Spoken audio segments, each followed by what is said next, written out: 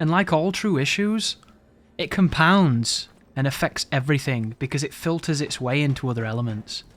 Everything in this game is really heavy, and then they have systems that are designed around you carrying more things.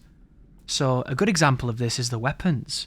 In this game, when you swap to a weapon slot with nothing in it, it does an incredibly lengthy animation that you cannot cancel. If you have a particularly shitty controller with a bad D-pad, sometimes you'll be pressing a button to do one thing and you'll accidentally swap weapons. In Dark Souls, that would have just given you an empty hand. It wouldn't have limited you at all. In this game, you pull the same weapon you're already using out really slowly, like you do when you enter a boss door, and you can die because you're vulnerable. So you've got all these strange systems that get leapfrogged in, and they ripple and they ripple and they ripple, and then the chaos is just unbidden. And the reason I mention changing weapons is because the idea of carrying two weapons in this game is insane. It's so insane. If you put two weapons on, your weight's going to be 50% before you've done anything. Like, the ring in this game that gives you extra carry weight sometimes can be heavier than the reward it gives you because of the way the weight is calculated. Just think about that, guys. Imagine you put Havel on and you got heavier. It doesn't make sense, does it? Everything is heavy. The rings are heavy. The Legion arms are heavy. Your weapons are heavy. Your defense items are heavy. It's all heavy. And it's all affecting the game in a massive way. And it's leading to a lot of negative experiences. And here's the thing. I like the weight. I like the idea of things being meaningful and having to plan around them. But as it stands, it just doesn't make any kind of sense. It's too all over the place. It's like they didn't think about it. And they obviously did. Speaking of things they didn't think about, this monster fucking sucks. Stunlock it with the puppet string and shit down its throat. Absolute garbage design. Fuck you, Sekiro. No one likes you, except everyone else on planet Earth. GG, no re. But be very careful here, guys, because there's a couple of enemies in this area that are a lot more dangerous than they appear. This Harley Quinn down here is a good example of it.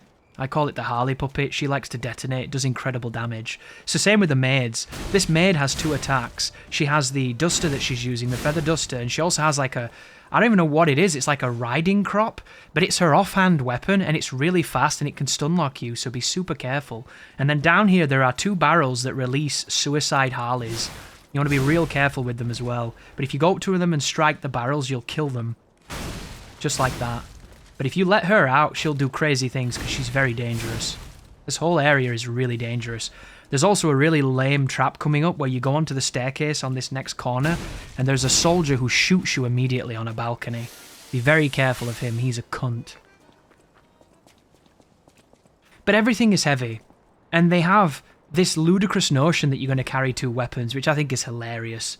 I do not ever recommend carrying two weapons. It's like when Rad Brad carried two fucking weapons. He had like 3 swords on in Elden Ring on his playthrough, and I'm sitting there thinking, please, Rad, just take one of them off. Do you really need 3? And, you know, maybe he had fun. If he had fun, more power to you. King of Utru walkthrough's absolute fucking gentleman. But it's not a good idea here, because it's going to make you too heavy, you're going to complain about the roll, you're going to complain about dying too much and things of that nature, because you're not going to have the mobility you need to survive. Unless you're a good player, which you probably aren't, because you're carrying 2 fucking weapons. And then we get to the Legion arm mechanic. The best mechanic in the game from the trailers, the idea of having these wonderful different techniques tied to your arm. And some of them are really cool. But then you realise very quickly that they don't really do that much and they don't really evolve that much, so most of them just involve throwing a different coloured liquid. That's it. You've got 3 different custard chuckers, you've got a grapple hook, you've got 2 cheesy bombs, and then you've got a bitch shield. And that's all of it, and that's pretty much what they do. And you can have fun with them, and they are interesting for a while, but they just never get to where they could be.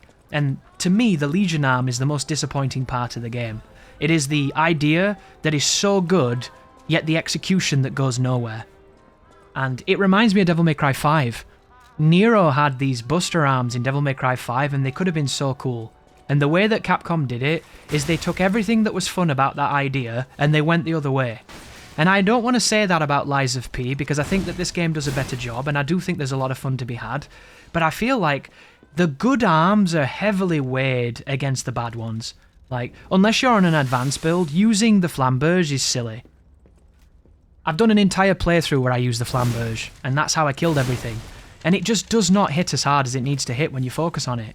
And that's this game in a nutshell. If you focus on one specific thing in Lies of P, unless that thing is defense and HP, you do not reap the fruits of your labours. You do not see the reward for your risk.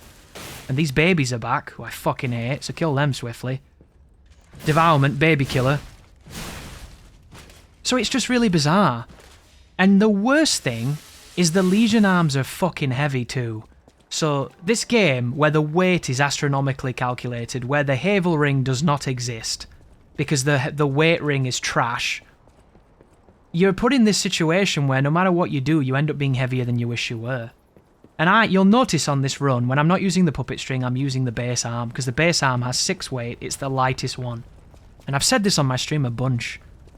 They needed to give the player the opportunity to take the arm off. No arm, no weight. And I would do that. I would play the whole game with one arm.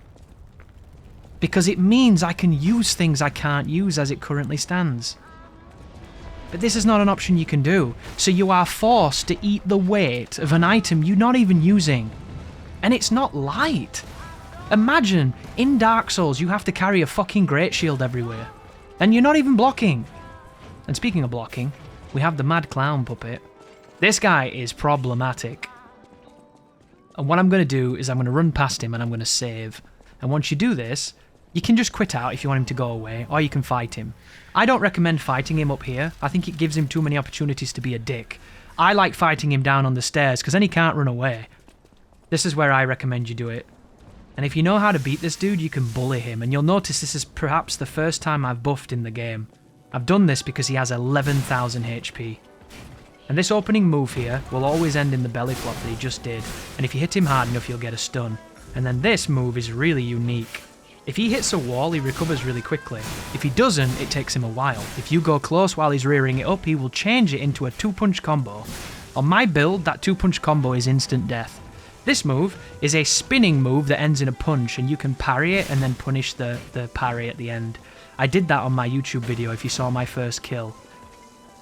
But I intentionally am not parrying this guy, even though I do recommend it, because I want to show people that you don't have to parry anything. There's one thing in this game you have to parry, and that's Luxatia. I wish it wasn't the case. I've yet to find a way around her second phase opening attack. I've only ever made it miss me 3 times, and it's highly specific and it cannot be done at the start, because it's positioning based. If anybody knows how to dodge that move, please let me know. Because it's a fury move, it's got incredible range, and I just have never done it. If I can find a way to get through that move that doesn't involve using the P-Organ for fury or the ring, I'm all ears. And I do think that that sequence is the reason that the perfect grindstone exists, and we're going to talk about that later on, because I don't think that grinder should exist. I think that grinder is proof that these developers essentially chickened out on their full idea of what they wanted the game to be. They made the most punishing Souls game you can play, and then they gave you this fucking fox blade, and I just don't get it. And you're going to see a lot of people using it because parrying in this game is really hard. But here we have a couple of flamethrower guys on Rose Avenue, and we have the unicycle puppet, who I really like. This monster does a taunt where he spins around waving his hat, and then afterwards he starts to rotate and he throws bombs. He will throw 1 to 3 bombs depending on where you are, and his aim is supreme. Do not fuck with those monsters. They are very dangerous. And then we're going to be having a bit of a unique feature coming on the next video, guys, because we're entering the Opera House, which I think is one of the worst levels in the game, and because of that, I am not going to kill anything inside of it.